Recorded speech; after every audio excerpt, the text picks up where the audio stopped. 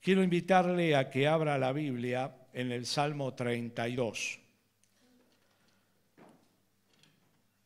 Cuando lo vamos a leer al pasaje, prestemos atención porque es el testimonio de alguien que pudo resolver su culpa. Por lo cual tiene un gran valor.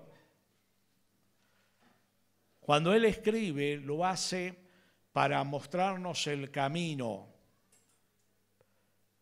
para resolver este sentimiento que llega a ser tan agobiante y tan destructivo para nuestra vida. Hay personas que con el transcurrir de los años no pueden resolver el tema de la culpa. Y van a los psiquiatras, a los psicólogos, a los médicos, a los consejeros, a las iglesias, hacen obras, leen libros, pero sin embargo esa carga está dentro del corazón de ellos. Por lo cual, el rey David, que escribió este salmo, nos va a ayudar. Podemos leer un versículo cada uno, yo arranco con el primero y vamos a cerrar con el versículo 5. La dicha del perdón. Bienaventurado, feliz, aquel cuya transgresión ha sido perdonada y cubierto su pecado. Bienaventurado el hombre a quien Jehová no culpa de iniquidad y en cuyo espíritu no hay engaño. Mientras calles se envejecieron mis huesos, en mi gemir todo el día. Pues de día y de noche tu mano pesaba sobre mí, como flor marchita por el calor del verano, así me sentía decaer. 5. Pero te confesé mi pecado, no te oculté mi maldad. Me dije, voy a confesar mis transgresiones al Señor, y tú perdonaste mi maldad y mi pecado. Hasta allí nomás. Testimonial del rey David. Recuerdo que una experiencia que golpeó muy fuerte en mi corazón ocurrió hace 35 años. Alguien que era una persona muy apreciada por mí, que tenía unos 10, 15 años mayor que yo, tomó una decisión terrible en contra de su vida. Con él había compartido, más allá de la afición deportiva, momentos lindos, y llegó a ser mi jefe también en su empresa, en su fábrica. Había hecho unos contratos muy grandes con el Estado. Hablo de esa época, década del 70, 80. Ellos fabricaban estanterías, fabricaban cajas fuertes, una cantidad de trabajos en metal. Le fue bien, del pequeño taller familiar, la empresa creció, agrandaron ese lugar, compraron otra casa en forma de L, que en el fondo se encontraba una con la otra. Creció esa fábrica, creció. Fue mi segundo trabajo en la adolescencia, Cuando tenía 15, 16 años, en la etapa de las vacaciones de invierno, ahí íbamos todos los chicos a trabajar. ¿Qué sucedió? Cayó el gobierno con el que tenía una cantidad de contratos y el nuevo gobierno no aceptó ni convalidó las deudas.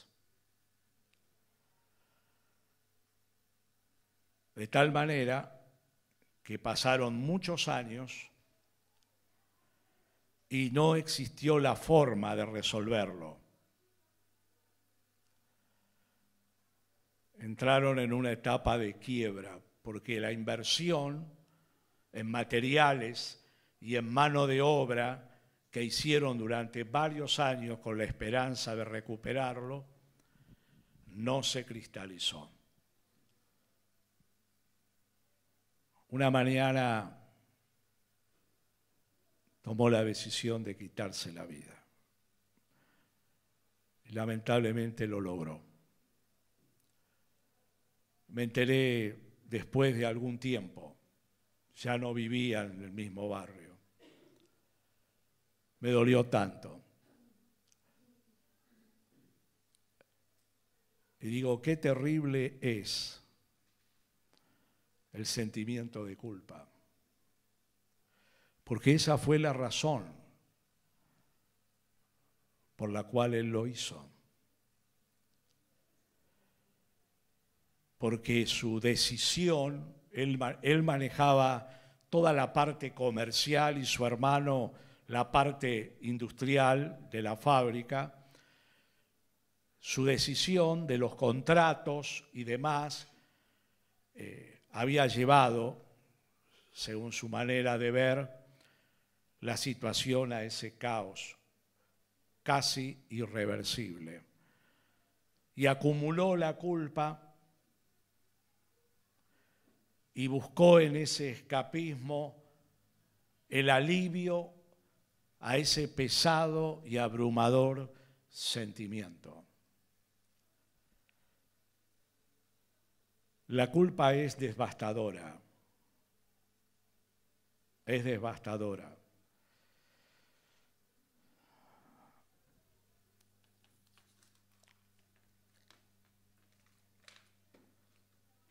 Usted tenga este banquito un rato en su mano. No sé, pesará 2 kilos.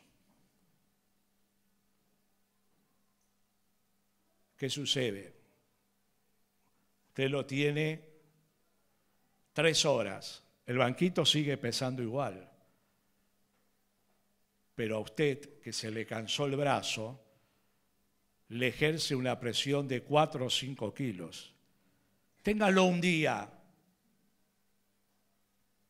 y es como si pesara 10 kilos. Pero téngalo una semana y el peso le está destruyendo el brazo. Así es la culpa. La persona la carga, la internaliza en su mente, en sus emociones, en su voluntad. La culpa empieza a echar raíces y por más que busque la forma de evitarla, con el transcurrir del tiempo, ese peso acumulativo se hace insostenible y hay que resolverla. Hay que resolverla. ¿Cuántas personas no la resuelven y empiezan a sentir con el transcurrir de los años la experiencia abrumadora, un desgaste, los efectos negativos que produce en la vida? ¿Cómo se origina la culpa? A veces, como el que yo mencioné, un fracaso personal que afecta más allá de uno mismo. En otras oportunidades es algo que no se resolvió acerca de una acción de uno que no salió bien, que no prosperó, y uno carga esa culpa y ese enojo con uno mismo.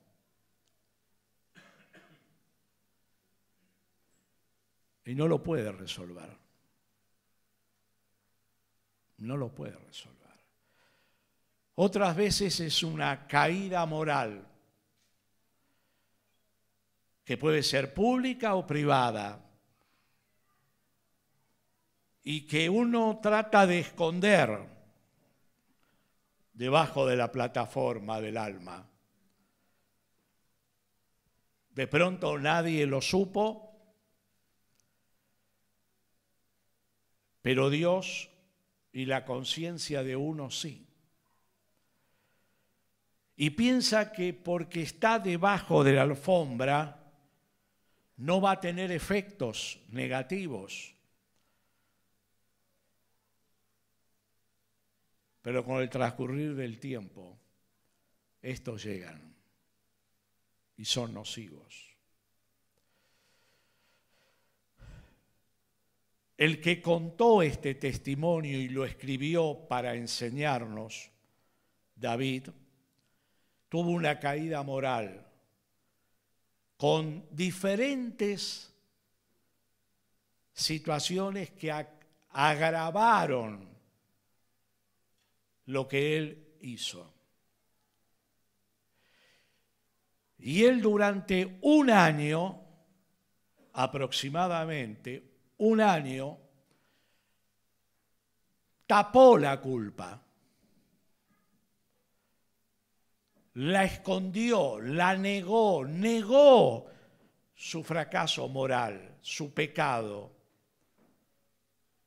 Intentó vivir como si nada hubiera sucedido. Pero lo que sucedió fue grave. Pero no reaccionó. No reaccionó. El pecado en la vida del hombre le afecta en varias dimensiones. En el caso de David, en una dimensión social, afectó su vida, la de otras familias, pero también en la dimensión vertical. Era el rey que Dios le había dado un lugar en el cual Dios había confiado, en el cual muchos hombres confiaban y le eran leales.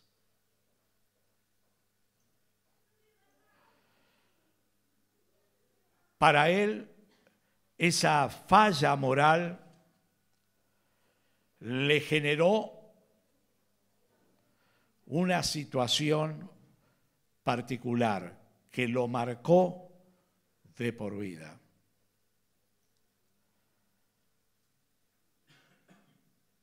Lo interesante es que a pesar de esto, Dios no lo abandonó. Dios lo buscó. Dios le llamó la atención. Dios le habló y Dios lo hizo recapacitar hasta el punto del verdadero arrepentimiento. Usted se hará la gran pregunta: ¿cómo se resuelve la culpa? Si ni los psicólogos pueden ayudarnos tantas veces, que son profesionales de la conducta humana, ¿cómo se resuelve? ¿Cómo lo resolvió David? Se lo voy a resumir en una frase a la que volveremos repetidamente.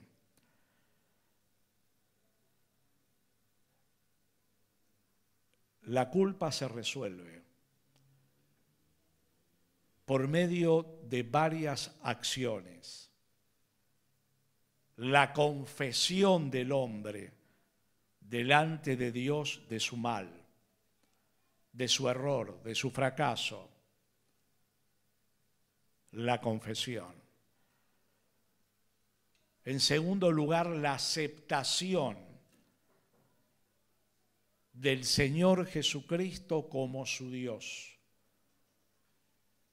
Y en tercer lugar, pedirle a Jesucristo que le perdone, que quite la culpa y que le llene de paz. Y que le llene de paz.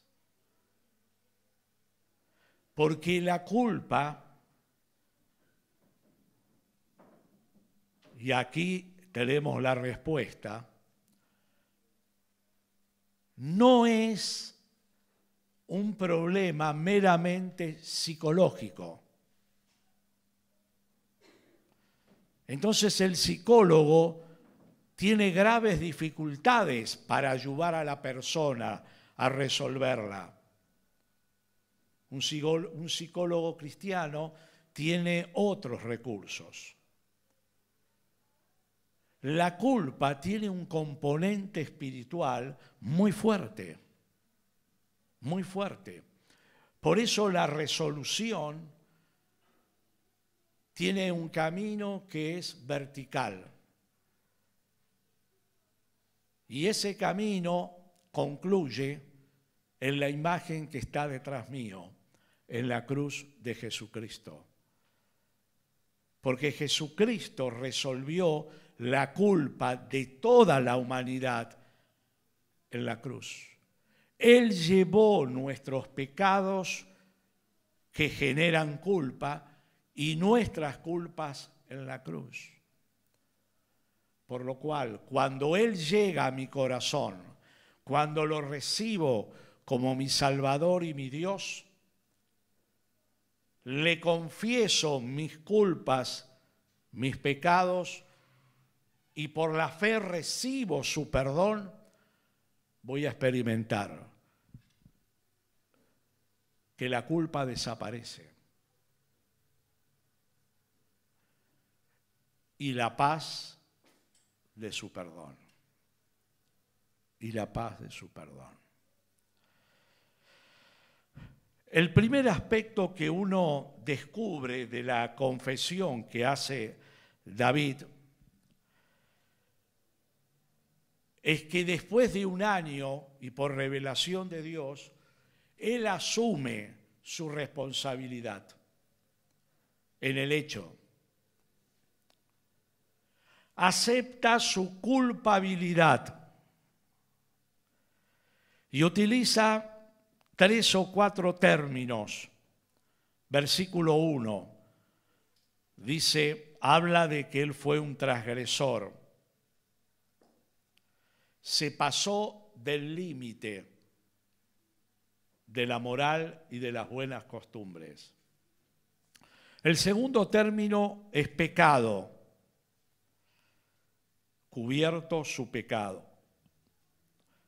Erró al blanco de la voluntad de Dios. Y el tercer término de asumir su culpabilidad es la palabra iniquidad, versículo 2. Iniquidad significa vivir una vida inapropiada, fuera del curso correcto de las relaciones humanas. Entonces, fíjese, él hace un triple reconocimiento de su mal y saca a la luz lo que estaba escondido, su pecado y la culpa que esto lleva. 1 año. Cuando Dios le habla por el profeta, es como si se le abriera un horizonte nuevo. Y lo que él dice es, he pecado, sin atenuantes. He pecado. He pecado. Cae en una desolación muy grande. Se humilla delante de Dios.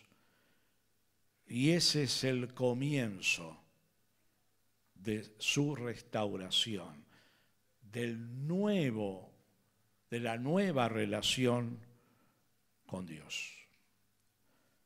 Primer aspecto, entonces, reconocer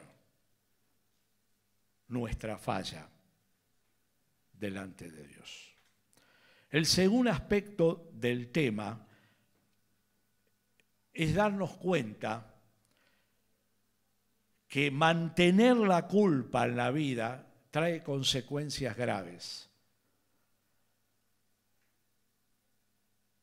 que nos daña, que nos roba la alegría de la vida. Y hay 4 afectaciones que quiero compartir, 4 efectos. El primero, un efecto físico. En el versículo 3 dice David, mientras callé durante 1 año, se envejecieron mis huesos en mi gemir todo el día. Aunque no lo buscó a Dios, había algo dentro que lo enfermó. Y mantener la culpa en el corazón enferma físicamente a una persona.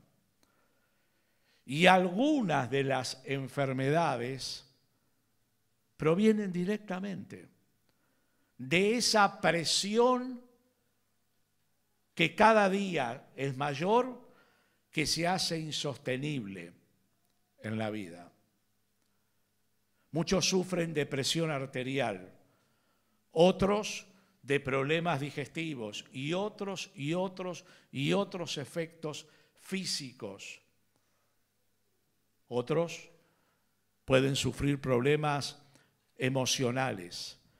David dice, en mi gemir todo el día, triste, melancólico, llorando, depresivo, porque no la había resuelto.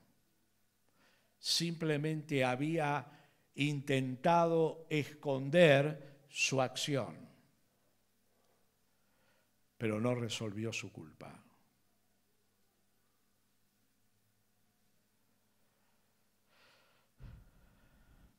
Tiene un efecto físico. David empezó a sentir que sus huesos no eran los de un hombre adulto, sino que ya eran los de un hombre anciano. Se envejecieron mis huesos. Hay un efecto emocional, todo el día gimiendo, y hay un efecto mental. En el Salmo 51, que es otro testimonio de él, es el momento del arrepentimiento. En el versículo 3, David dice, preste atención, mi pecado está siempre delante de mí.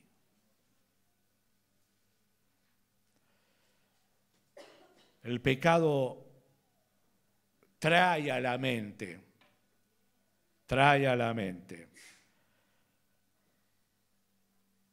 la memoria de los hechos pecaminosos que nos han dañado.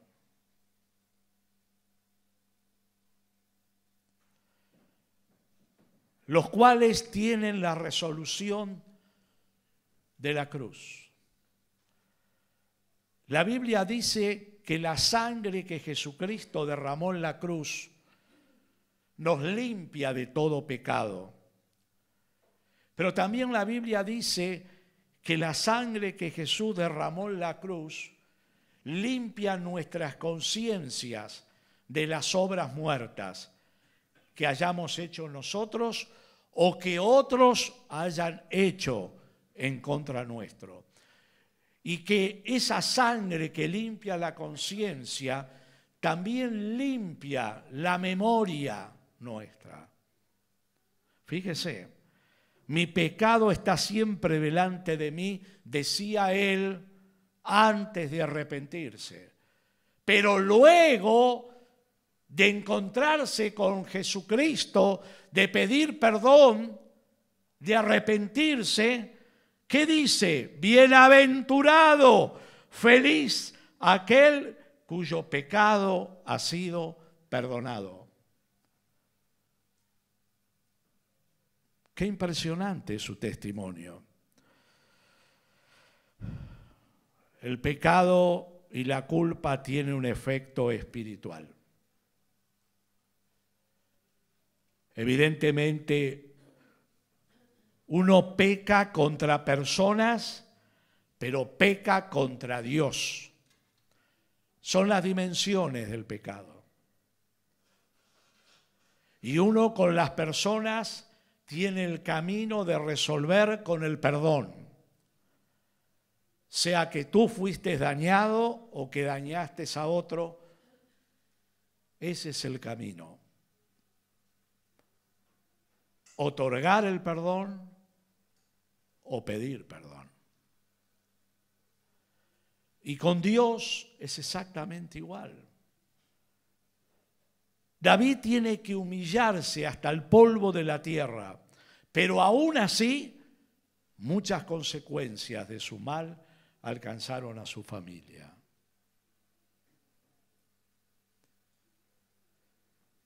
Dios le perdonó la vida, lo restauró, le dio un tiempo más, otras oportunidades, para que nos escribiera cómo encontró en Dios esta solución. El pecado es un veneno. No juguemos con el pecado porque tiene sus consecuencias. El pecado es destructivo. El pecado es como una enredadera que nos envuelve, que al principio parece débil en su control y dominio de nuestra vida y que nosotros nos liberamos. Pero cuando el pecado se forma hábito, nos ata y nos domina y nos destruye y genera la culpa. Y genera la culpa. El otro día leí una historia de un circo real, de un encantador que trabajaba con serpientes. Abren una jaula, aparece el encantador, de pronto una serpiente boa. Y esta serpiente inmensa avanza, se trepa a una de sus piernas y va a hacer la acción que siempre hacía. Entonces sube y empieza a enroscarse en su cuerpo. Y la gente aplaudía. Era su escena en el circo. ¿Qué pensó el encantador? será como siempre. Ya la gente está aplaudiendo. Pero aquel animal tuvo una reacción distinta. Y empezó a apretar el cuerpo de este hombre. Y la gente aplaudía más, porque pensaba que él estaba simulando. Le rompió todos los huesos, instantáneamente murió.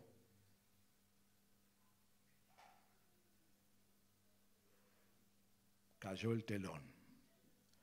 Así es el pecado. Parece que no pasa nada. Que no produce un efecto negativo. Que todo sigue igual. Pero llega un momento en que nos destruye. Y ya no podemos evitar el mal que nos causa. David experimentó esto. Me impacta cuando dice, mi pecado está siempre delante de mí.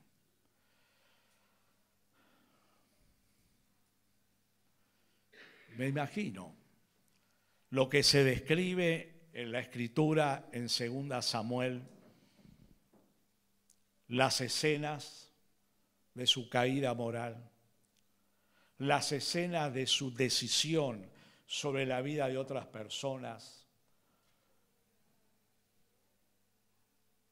Qué tremendo. Fue el ideólogo de un asesinato que fue agravando su situación. Ahora su conciencia se despierta y él queda atormentado por las imágenes que vienen a su memoria. Hermanos, tal vez tu memoria ha grabado imágenes de dolor en tu vida. El único que las puede sanar y borrar es la sangre de Jesucristo, es Jesús. Y Él puede sanar la mente nuestra de lo que pudimos haber sido objeto y de lo que son nuestras propias acciones malas. David lo va a experimentar.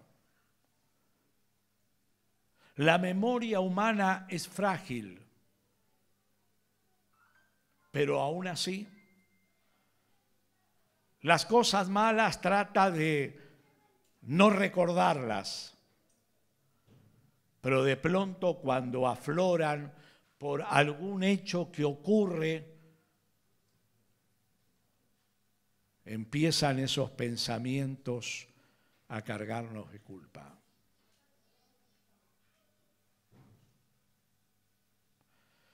Este año de David fue terrible. Hasta que él reconoce delante de Dios, versículo 5, mi pecado te declaré. Le declara a Dios. Usted dirá, pero si Dios ya lo sabía, seguro que Dios lo sabía. Pero él necesitó humillarse, arrepentirse y confesar delante de Dios para su propia sanidad. Y lo hace. Le declara a Dios su proceder. Primer paso. Segundo paso, le añade y dice, no encubrí mi rebelión, mi iniquidad. La saqué a la luz, levanté la alfombra Tomé la escoba y barrí, lo saqué a la luz. Dios, este es mi mal, estos son mis pecados, perdóname. Perdóname, ten misericordia de mí. Y la tercera acción que él menciona, confesaré mis transgresiones a Dios, y tú perdonaste la maldad de mi pecado. Confesaré a Dios. La Biblia dice, el que encubre sus pecados no prosperará. Proverbios 28:13. Mas el que los confiesa y se aparta, alcanza misericordia. No los encubras. Abre tu corazón delante de Dios y apártate del pecado. Apártate del mal. Recibirás el perdón y la paz de Jesús. Pero Él tiene que venir a tu vida. Él tiene que generar algo nuevo en ti y en mí. Él está aquí en esta noche para comenzar en ti una vida nueva. Jesús quiere llegar a tu corazón. Jesús quiere darte una nueva oportunidad como le dio a David. Alguien dijo, la confesión es mala para la reputación de uno, pero es buena para el alma. Pero es buena para el alma. David añade, cuando él confiesa a Dios, recibe el perdón de Dios. La transgresión fue perdonada, cubierto su pecado por la sangre de Jesucristo, y la iniquidad no le fue imputada. Dios lo perdonó. Jesús pagó por nuestras culpas. Él es el que te liberta del pecado y de la culpa devastadora que genera. Él golpea la puerta de tu corazón para sanarte, perdonarte, darte paz. El perdón de Dios borra tu acción. Dios con su perdón lo olvida y tú también lo olvidarás.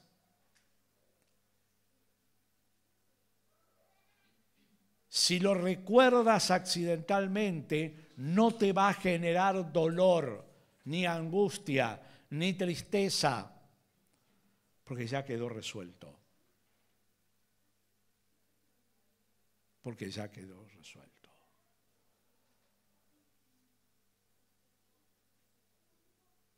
Por lo cual necesitamos que Jesucristo llegue a nuestra alma.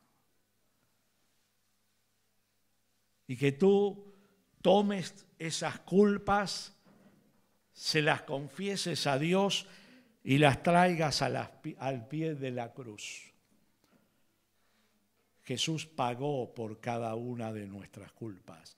Él resolvió en la cruz. Pero ahora tú necesitas por la fe hacerlo tuyo. Confesar, recibir a Jesús, recibir el perdón y luego la paz de Dios. La paz de Dios comienza por tu mente, por tu corazón, por tu voluntad, recorre tu cuerpo. Y te trae una vida nueva, diferente. Diferente.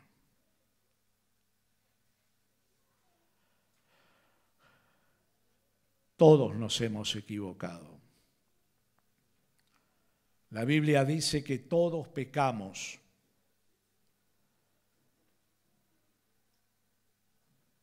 La culpa se resuelve en Jesucristo, que murió por todos nuestros pecados y por todas las personas.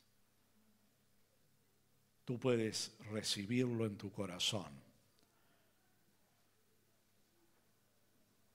Tú puedes en esta noche, con Jesucristo, resolver la carga de la culpa que tal vez te acompaña por mucho tiempo.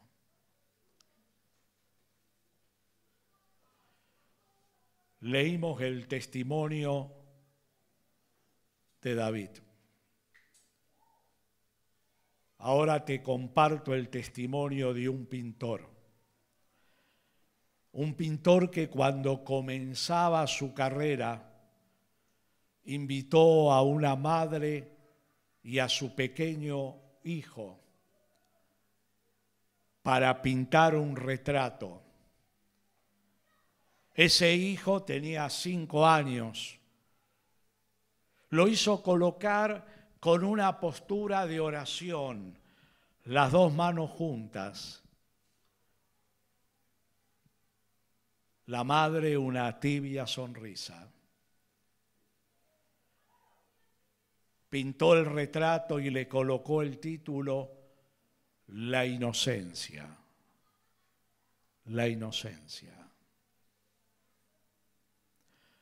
Pasaron los años, muchos años. Ya el pintor había envejecido y dijo: pintaré uno de mis últimos cuadros y debe ser en mi carrera artística algo desafiante. Quiero ir a la cárcel, elegir a un preso que tenga determinadas características, pintar su retrato. Lo logra. Lo llevan los guardias a recorrer. Sus ojos se clavan en una celda. Un hombre de mediana edad, con la mirada perdida, su rostro lleno de arrugas, su cuerpo parecía un junco doblado, con poca vida. Habla con el director, ofrece un dinero para que los guardias lleven a ese hombre a su estudio de pintura. Accede. Llega allí. Bajen, por favor. Este es el lugar donde yo pinto, donde me inspiro. Por favor, háganlo sentar en este sillón. Y cuando el hombre se sienta, mira la pared. Allí había un cuadro. El título era La inocencia. Era su retrato. El hombre se para, mira al pintor y dice: esto me conmueve. El pintor, sorprendido, dice: ¿qué es lo que pasa? Ese niño que está en el cuadro soy yo. Soy yo. Y esa mujer es mi madre. La vida, el mal, las culpas me han destruido. Me han destruido.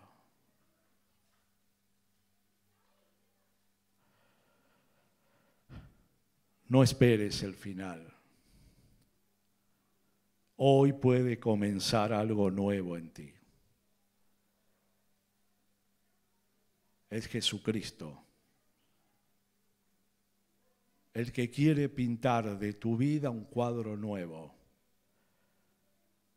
El que quiere limpiar tu mente de obras muertas, el que quiere purificar tu corazón, el que quiere quitar de tu alma toda raíz de pecado y de culpa.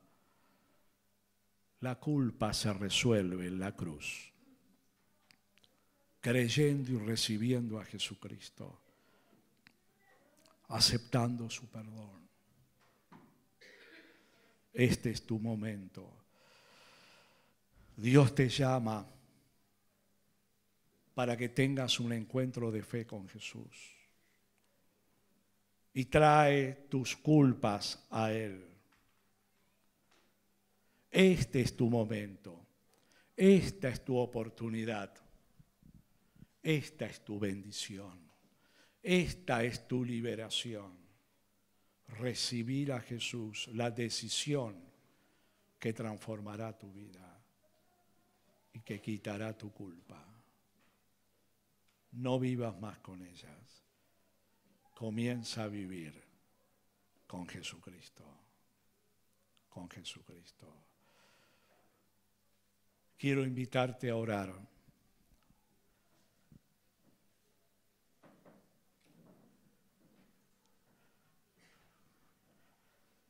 Si tú en esta noche deseas un encuentro verdadero de fe con Jesús,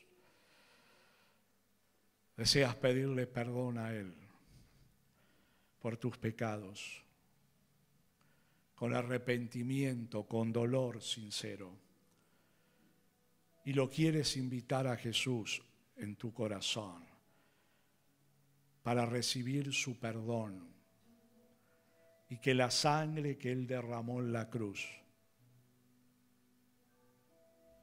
limpie de tu mente y de tu alma el pecado y la culpa. Si tú quieres esta experiencia, repite esta oración. Yo te voy a acompañar. Repítela a Jesucristo. Señor Jesús, gracias por salvarme en la cruz.